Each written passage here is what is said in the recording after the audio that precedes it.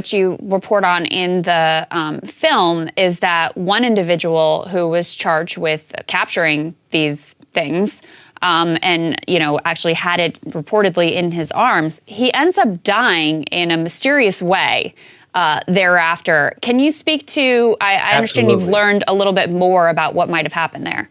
So this is an ongoing investigation, and just last week, we got a hold of the two forensic pathologists who worked on the deceased military officer doing the autopsy.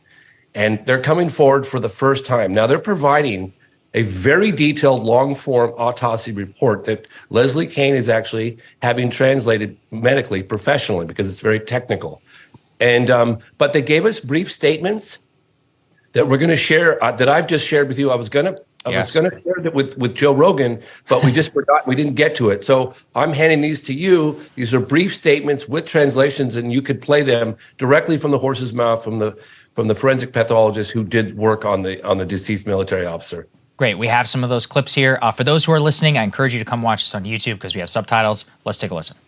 É a primeira vez que eu faço depoimento em relação ao caso Xerez, que poderia ter envolvimento, de fato, com algum ser extraterrestre, uma estranheza, pelo diferenciado discurso que ele coloca em relação a essa questão da bactéria, que ele já tem uma experiência de mais de 70 anos ali.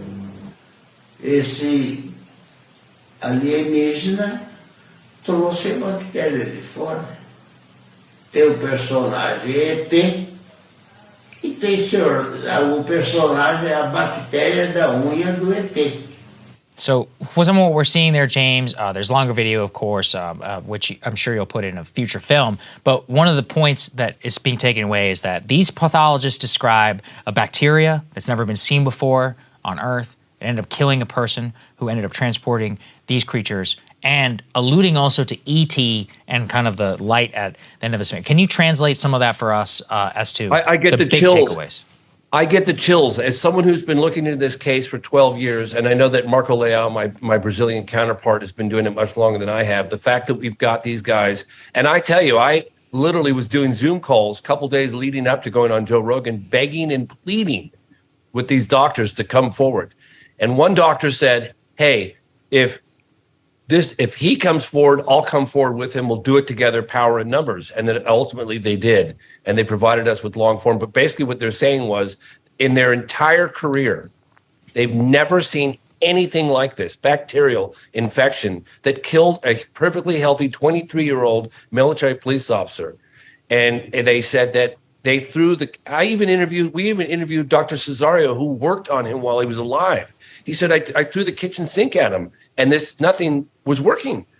And this bacteria, it was just they've never seen anything like it. So they took samples, which I know that they're going to have more details on about this type of bacteria, but those are just the initial statements that they're making. And again, I have to remind your audience, this is an ongoing investigation.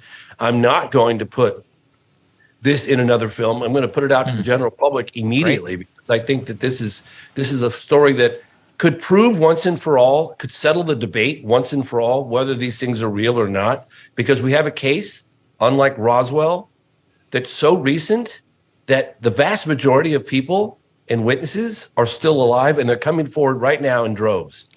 Yeah. I mean, James,